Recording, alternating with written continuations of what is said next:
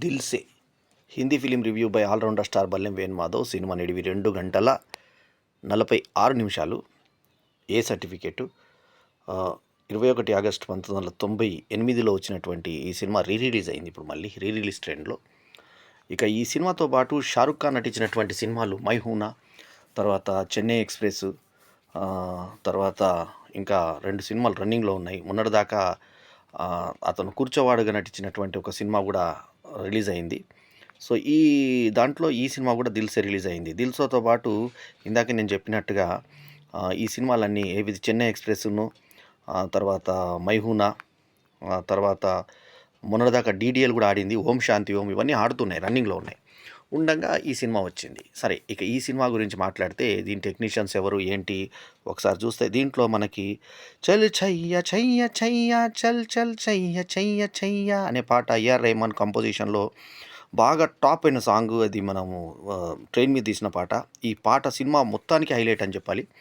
So ఇందులో మనీషా కొయిరాలా హీరోయిన్గా act చేయక, ఇందాకే చెప్పినట్టుగా కింగ్ ఖాన్ షారుఖ్ ఖాన్ ఒక మంచి పాత్రలో, ఆయన పాత్ర పేరు అమర్కాంత్ వర్మ, అమర్ అని పిలుస్తుంటారు, అమర్ వర్మ అని. మనీషా కొయిరాలా పాత్ర పేరేమో మొయినా అని ఒక పేరు, మేఘ్నా అని 2 పేర్లు ఉంటాయి అమ్మాయికి. ప్రీతి జింతమేమో ప్రీతి నాయర్ అని చెప్పి టైటిల్ తోటి ఆమె ఉంటుంది. ఇక గజరాజ్ వచ్చేసి ఇంకో ఇంపార్టెంట్ పాత్ర పోషించాడు, గజరాజరావు. తర్వాత పీయూష్ మిశ్రా చేశాడు యాక్టింగ్. తర్వాత అనుపమ్ శ్యాము, తర్వాత సభ్యసాచి చక్రవర్తి, తర్వాత షీబా చెద్దా, తర్వాత సంజయ్ మిశ్రా, వీళ్ళందరూ యాక్ట్ చేశారు. ఈ సినిమాకి డైరెక్టర్ కమ్ ప్రొడ్యూసర్ మణిరత్నం కాగా, భరత్ షా ఇంకో నిర్మాత కాగా, ఏఆర్ రెహమాన్ సంగీత దర్శకుడు. ఇక సినిమా ఇందాకే చెప్పినట్టుగా 2 గంటల 46 నిమిషాల నిడివి మనకి బోర్ కొట్టిందా బాగుందా అంటే, ఇప్పుడు యాక్చువల్లీ ఇప్పుడు రిలీజ్ అయిన సంవత్సరం ఎప్పుడు 1998, అంటే 2008, 2018, 25 అంటే ఎంత, దాదాపు అంత గ్యాప్ వచ్చింది, 27 ఇయర్స్ గ్యాప్. సో 27 ఇయర్స్ తర్వాత రిలీజ్ అయిన ఈ సినిమా షారుఖ్ ఖాన్ కుర్రాడ్లా కనబడడం సహజమే. సో మనీషా కొయిరాలా వీపు 2 చోట్ల నగ్నంగా కనబడుతుంది. సో అందుకొరకని అడల్ట్ సర్టిఫికేట్ అనేది ఇవ్వడం జరిగింది. తర్వాత బాంబుల గురించి కూడా డిస్కషన్ ఉంది కాబట్టి, ఆయుధాల గురించి వాటి గురించి ఉంది కాబట్టి అడల్ట్ సర్టిఫికేట్ వచ్చింది. మిగతా సినిమా అంతా కూడా చాలా నీట్గా బాగుంటుంది. పెదవులు దగ్గరకు వచ్చిన లిప్ లాక్ లాగా దగ్గరకు వచ్చినా కూడా రావు. సో పాటల్లో కూడా ఏమంత గ్లామర్ లేదు. 2 చోట్ల మాత్రం పూర్తి నగ్నంగా వీపు మాత్రం చూపించడం జరిగింది. ఒకటేమో మానవ బాంబు కట్టుకునే దగ్గర, ఇంకొక ఆమె శరీరం చూసుకునే దగ్గర, 2 దగ్గర కనబడుతుంది మనకి వీపు. ఇక మిగతా షారుఖ్ ఖాన్ నటన ఈ సినిమా ఎలా ఉందంటే, రేడియో స్టేషన్లో పనిచేసే అమన్ వర్మ అతను ఉద్యోగరీత్యా తీవ్రవాదుల్ని ఇంటర్వ్యూ చేయడానికి వెళ్తాడు. వెళ్ళిన తర్వాత వాళ్ళ యొక్క ఒపీనియన్ తెలుసుకొని, దేశం ఎలా ఉంది, ప్రోగ్రెస్ ఎలా ఉంది కనుక్కున్నామంటే, ఎవడొచ్చినా కూడా మాకేం డెవలప్మెంట్ చేయరు అని చెప్పేసి అక్కడ వాళ్ళందరూ మాట్లాడుతుంటారు. సో ఆ టైప్లో జరుగుతున్నటువంటి దీంట్లో అతనికి అనుకోకుండా ఒక అమ్మాయి తారసపడుతుంది. ఆ అమ్మాయి మనీషా కొయిరాలా. సో ఆమె 2 పేర్లను కలిగి ఉంటుంది. అంటే 2 పేర్లు ఉన్నప్పుడే మనకు కొంచెం అనుమానాస్పదంగా ఉంటుంది. ఎందుకంటే సరే, అతనికి ఇష్టం లేక చెప్పలేదేమో అని అనుకుంటాం మనము. మోయినా అని చెప్పేసి, యాక్చువల్ ఆమె పేరు మేఘ్నా. సో సరే, ఈ మొయినానా మేఘ్నానా అంటే ఇప్పుడు మనం మేఘ్నాని సంబోధిస్తుంది. ఈ మేఘనాని చూసినటువంటి అమన్ వర్మ మనసు పారేసుకుంటాడు. అయితే తను చూడలేదని చెప్పేసి ఈమె దాటుకొని వెళ్ళిపోతుంది. ఫోన్ బూత్ దగ్గర కనబడుతుంది ఇంకోసారి. తర్వాత ఆమెను ఫాలో అవుతా బస్సులో ఎక్కేసిన తర్వాత, ఆమె వెళ్తున్న బస్సు వెనకాల ఎక్కేసి, ఇక్కడ వెనక స్టాండ్ నుంచి అదే నిచ్చెన మీద ఎక్కేసి ప్రయాణం చేసి ఆమె ఇల్లు చూస్తాడు. చూసిన తర్వాత ఆమె కంగారు పడుతుంది ఇంటి దగ్గరికి వచ్చేస్తే. సరే, అలా జరిగితే అక్కడ నుంచి ఆమెకి తరఫున 2 వ్యక్తులు వచ్చి తనని కొడతారు. మూతి పళ్ళని రాలే, ఇద్దరు నోట్లోంచి రక్తం వస్తుంది.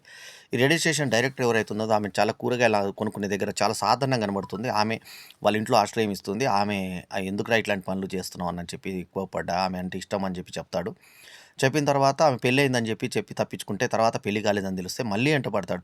ఆ పనులు నొప్పున్నా కూడా ఆమె పెళ్లి కాలేదంట అని చెప్తాడు. వద్దు, ఎందుకు ఎట్లాంటి పనులు చేస్తున్నావు అని అంటే, సరే నాకు ఇష్టం, ఆమె ఇష్టం అని వెంటపడతా ఉంటే, ఇంటర్వెల్ బ్రేక్ ఆఫ్ ఏం చూపించారంటే, ఆమె ఒక తీవ్రవాది అని, ఒక గ్రీన్ పట్టి కట్టుకుని ఒక ఉద్యమకారిని.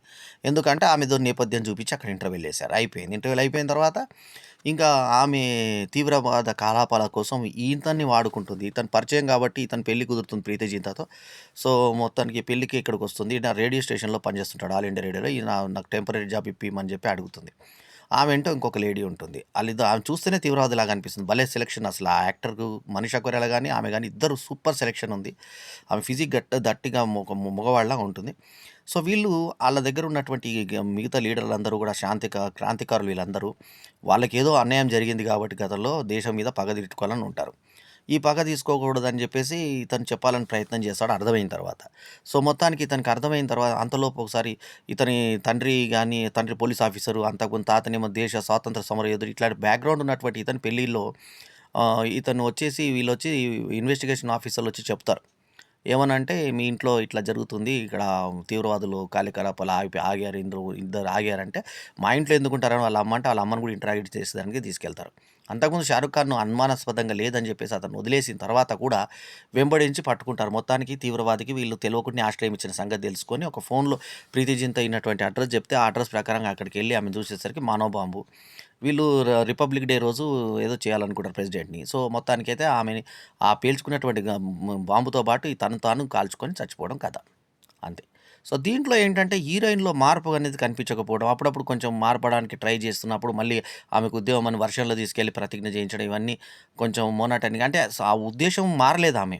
సో, హీరో పాత్రకు ప్రయోజనం లేకుండా పోయి చాలా అమాయకుడుగా చూపించారు. స్టార్‌డమ్ ఉన్న 'షారుఖ్ ఖాన్' దెబ్బలు తినడం, తర్వాత హీరోయిజం క్యారెక్టర్‌లాగా లేకపోవడం, ఏదో చాలా సాధారణంగా వ్యక్తి ఎలా ఉంటాడో అలాగే న్యాచురల్‌గా చూపించే మణిరత్నం ప్రయత్నము బెడిసికొట్టింది. సో, మొత్తానికి 'మనీషా కొయిరాలా' గ్లామరు, ఆమె పెర్ఫార్మెన్సు, 'షారుఖ్ ఖాన్' పెర్ఫార్మెన్సు, ఆ తర్వాత రేడియో స్టేషన్ డైరెక్టర్‌గా చేసిన ఆమె బాగా చేశారు. సో, మొత్తానికి ఈ సినిమాకి నేనిస్తున్న రేటింగు ఇవన్నీ ఏవైనా కూడా ఒక క్లాసిక్ కల్ట్ సినిమాగా నిలబడిపోయింది ఆ సినిమా కాబట్టి, ఈ సినిమాకి నేను ఇస్తున్నటువంటి రేటింగ్ 3.75/5. అప్పట్లో ఇది పరాజయం పొందిన సినిమా. కానీ ఇందులో 'చల్ చెయ్య చెయ్య చెయ్య' పాట చిత్రీకరణకే మనం పైసలు చేయొచ్చు.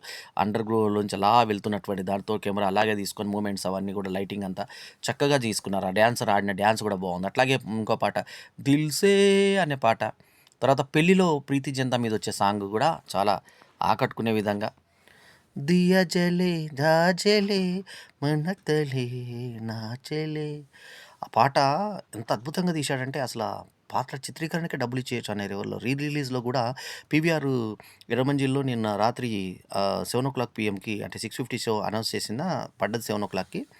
ఆ షోకి చూస్తుంటే సౌండ్‌లో ఎట్లాంటి ఇంప్రూవ్‌మెంట్ లేదు. 5.1 గాని, స్పెషల్ డాల్బీ సిస్టమ్ లాంటిది ఎలా లేకుండా మోనో ట్రాకే పెట్టారు. అది సౌండ్ గూడా పెద్దగా విప్పలేదు. సో, దాంతో కొంత నిరాశ కలిగినా గూడా ప్రింట్‌లో గూడా మన క్వాలిటీ ఆఫ్ ఇది పెంచలేదు. సో, మొత్తానికి అది ఆ పాత ప్రింట్‌ని చూస్తున్న ఫీలింగే మనకు కలిగినా గూడా 'దిల్‌సే' ఒక క్లాస్ సినిమా. 'మణిరత్నం' టైపు ఒక అద్భుతమైన సినిమా. ఆయన దర్శక నిర్మాతగా తీసినటువంటి ఈ సినిమా ఒక మంచి సినిమా అని చెప్పాలి. సో, మొత్తానికేంటంటే ఒక తీవ్రవాదిని ఇష్టపడ్డటువంటి ఒక గవర్నమెంట్ ఉద్యోగి.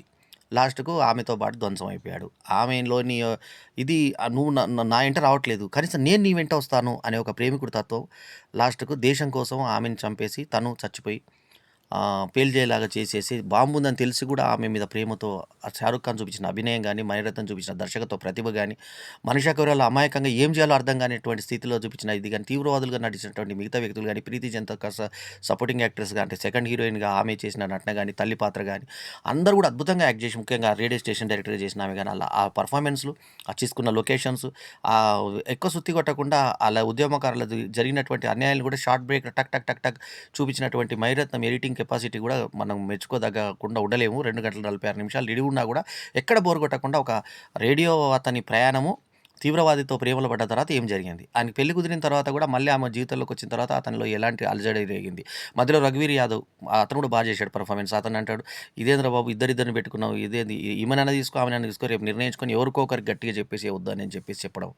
ఆయనేదో బలవంతంగా ఎందుకెళ్ళిందో ఈమె, ఎందుకొచ్చిందో తెలీదు నాకు అని అన్న తర్వాత, ఆ పెరేడ్ గ్రౌండ్ దగ్గరికెళ్ళేసి వాళ్ళు ఎవరైతే ఉన్నారో లోపల అతన్ని కొట్టి, మొత్తానికి ఆ యొక్క వాళ్ళ విధ్వంసకర చర్యని ఆపేయడానికి ప్రయత్నం చేసిన 'షారుఖ్ ఖాన్' రక్తసిక్తమై రోడ్డు మీద ఓడుతున్నా ఎవడు పట్టించుకోకపోవడం కొంత మనకు వింతగా అనిపిస్తున్నా, ఓవరాల్‌గా అయితే ఒక సహజత్వంతోటే తీసిన సినిమాగా చెప్పుకోవచ్చు.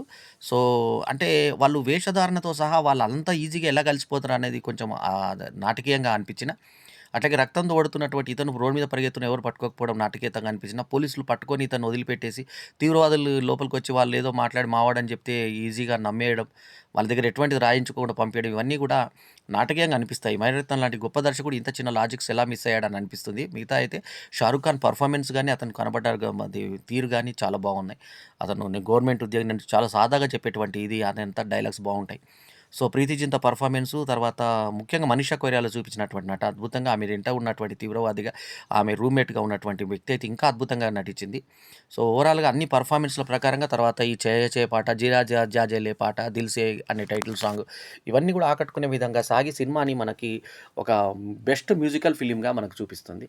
ఒక అందమైన సినిమా చూసినటువంటి ఫీలింగ్ కలగజేసింది నాకు 'దిల్ సే'. సో 27 సంవత్సరాల తర్వాత రిలీజ్ అయినటువంటి ఈ సినిమా మళ్ళీ ఈ సినీ ప్రేక్షకుల్ని రంజింపజేస్తుందంటే ఆ సినిమాలో ఉన్న దమ్మ లాంటిది. సో 'మణిరత్నం' అంటేనే ఒక గొప్ప దర్శకుడు. అట్లాంటి గొప్ప దర్శకుడు, గొప్ప ఛాయాగ్రహణం ఉన్నటువంటి ఈ సినిమా సో అద్భుతంగా అనిపించింది నాకైతే. So 3.75/5 is my review rating. ఈ రివ్యూ గనుక నచ్చితే లైక్ చేయండి, కామెంట్ చేయండి, షేర్ చేయండి. మా ఛానల్‌కు తప్పకుండా సబ్స్క్రైబ్ చేయండి. ఎల్లప్పుడూ మీ ఆదరాభిమానాలను ఆశించే me all rounder star బల్యం Venumadhav. నమస్తే. జై హింద్.